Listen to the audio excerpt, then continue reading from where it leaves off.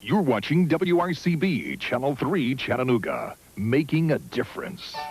This is Channel 3 Eyewitness News Tonight with Bill Markham, Cindy Sexton, Chief Forecaster Paul Barris, Sports with John Fricky, and an exclusive Eye on Health report. And now, Eyewitness News Tonight.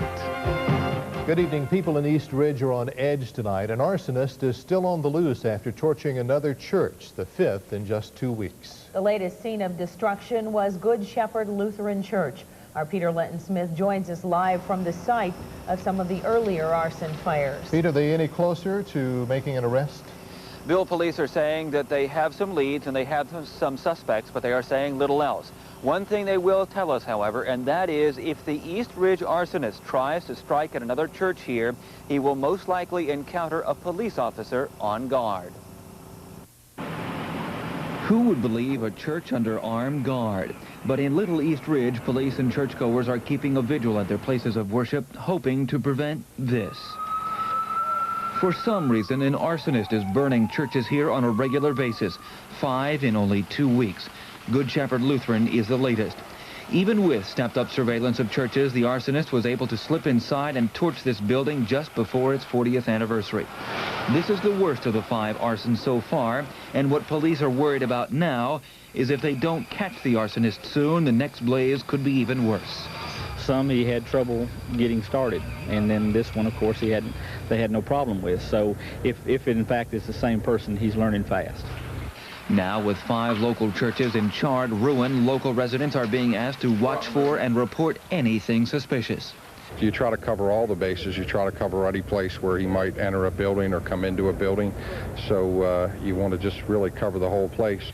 But some security experts admit it's going to be tough catching someone who enjoys watching churches burn. Well, you never know whether to associate it with drugs or someone just trying to get some attention or what it is. Unfortunately, we live in a society where people come from, all kinds. You never know. Now, just about 30 minutes ago, every available East Ridge Police Reserve unit went on duty to try and continue patrolling local church parking lots to report anything out of the ordinary. Here at this particular church, which was the site of an earlier fire last week, there have been several people walking around the parking lot just to make sure everything is all right here. Bill, Cindy? All right, thank you, Pete. Damage estimates from the 5 fires is fast approaching the $2 million mark. In other news, the Mothers Against Drunk Drivers chapter in Nashville is trying to mount a case against the 81-year-old man driving the car Dottie West was riding in. West was severely injured last Friday night as she headed for the Grand Ole Opry House. She died on the operating table Wednesday morning. It'll be a few more days before blood alcohol tests will be returned on George Thaxton. The elderly man was arrested for DUI last year in Nashville after rear-ending a car. His case was reduced in court to reckless driving after a plea bargain agreement, a practice that is not uncommon here in Tennessee. Well, I think that where an individual registers close to the legal limit, 0.10, 11, 12, in that range, because of the fact that there is some, that the machines are not infallible, we have elected to give the defendants, in one sense of the word, the benefit of the doubt. The Nashville chapter of MAD says if Thaxton had not been allowed to plea bargain, he would have had his license suspended for a year and probably would not have been on the streets last Friday night. A jury in Chattooga County, Georgia, could begin deliberations tomorrow in the murder trial of Tim Brown. Brown is accused of murdering his estranged wife and her boyfriend at the Menlo City Hall on Election Day last year. Testimony in the case wrapped up today. Closing arguments are set for tomorrow morning. Another 22 Cuban inmates from the Talladega Federal Prison were deported to their homeland today. They were among the inmates who seized control of that prison last month to protest their deportation. For 10 days, they held 9 people hostage until an FBI-led SWAT team stormed the prison. The inmates were escorted by federal marshals as they boarded their plane in Birmingham this morning.